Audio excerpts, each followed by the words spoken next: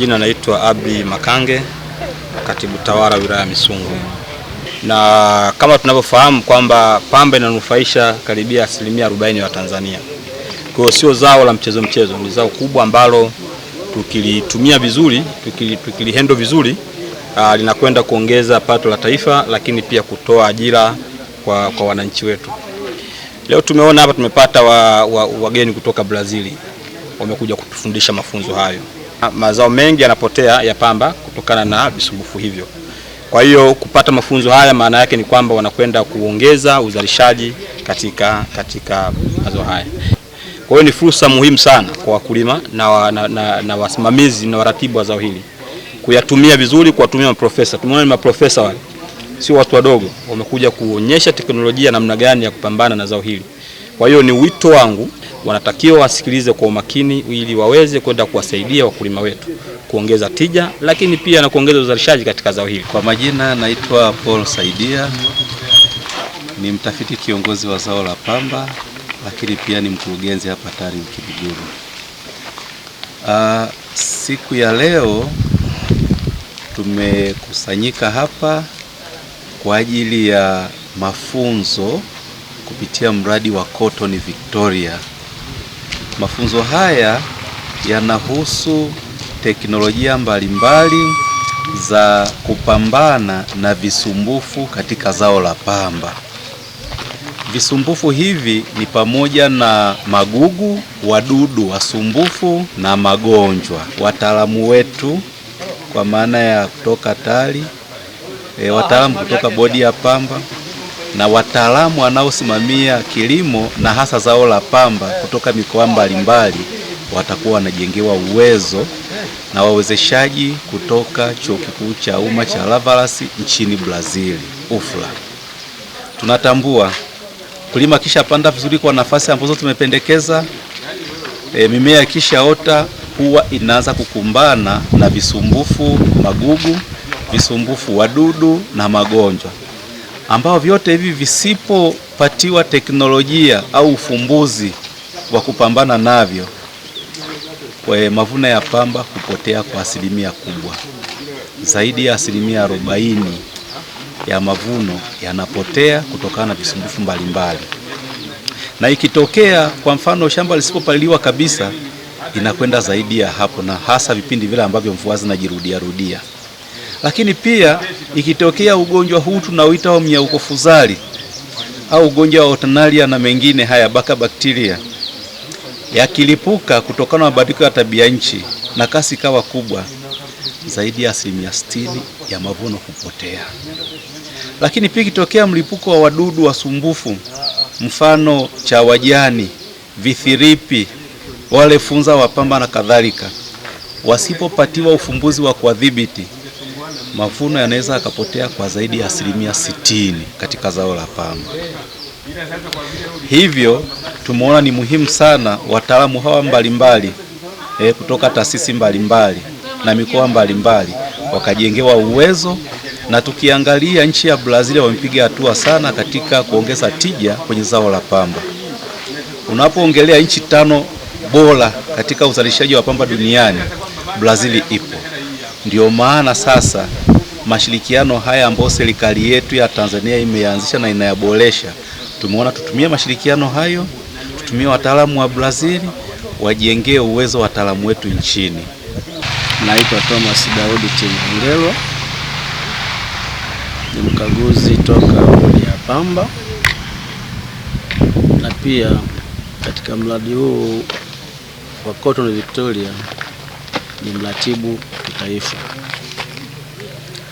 Mradi huu ulianza mwaka 2017 ukianzia mkoa wa Mwanza katika wilaya ya Kwimba, Magu na Misungwi. Baadaye umeendelea na tunapoongea sasa hivi umefikia mikoa 11. Mradi huu ndo chimbuko la upandaji wa nafasi 60/30. Kupitia upandaji huu mavuno kwa ekari yameongezeka. tulikuwa tunazungumzia mkulima anaweza kuzalisha kilo 250 mpaka 300 kwa ekari. Lakini kupitia mradi huu na wakulima wanaofuata ushauri wa maafisa kilimo na utafiti, kuna wakulima sasa hivi wanapata kilo 800 mpaka kilo 2700. Tunaye mkulima kwa mfano mwaka jana anapata kilo 2700 aliyetoka wilaya ya Chato, na Rais Samia akamzawadia trekta. Kwa hiyo mafunzo ambayo yamekuwa yakitolewa na mradi huu kwa maafisa ugani, watafiti, wafanyakazi wa bodi ya pamba yameleta tija sana kwa ngazi ya wakulima. Rai yangu kupitia vyombo vya habari, mtusaidie kuhamasisha wakulima kuzingatia kanuni 10 za kilimo bora cha pamba, na pia wawe karibu sana na maafisa ugani. Majina naitwa Kija Kaenze, ni afisa kilimo natokea ofisi ya mkoa wa Simiyu, lakini pia ni mshiriki wa mafunzo haya kwa ajili ya maafisa ugani ambao wanasimamia zao la pamba katika maeneo yao. Zao la pamba lina visumbufu vingi sana. Yapo magugu, wapo wadudu waharibifu, lakini pia yapo magonjwa. Kwa hiyo kupitia mafunzo haya tunatarajia tunaenda kujifunza ili tuelewe kwa lengo la kuwasaidia wakulima wetu. Ni kweli wakulima wetu wanaendelea kupata na changamoto hiyo ya visumbufu, hasa eneo linalotokea mkoa wa Simiyu. Sijajua maeneo mengine, lakini nadhani kulingana tulivyofundishwa visumbufu vipo maeneo yote. Kwa hiyo mafunzo haya natarajia yatakuwa ya muhimu sana kwangu, lakini pia elimu nitakayoipata hapa nitaipeleka kwa wakulima, inaweza ikawasaidia ili kuongeza kipato chao na pato la taifa pia. Kwa majina mimi naitwa David Makabila, ni afisa kilimo kutoka ofisi ya mkoa wa Geita, lakini pia ni mratibu na msimamizi wa shughuli zote za ugani katika mkoa.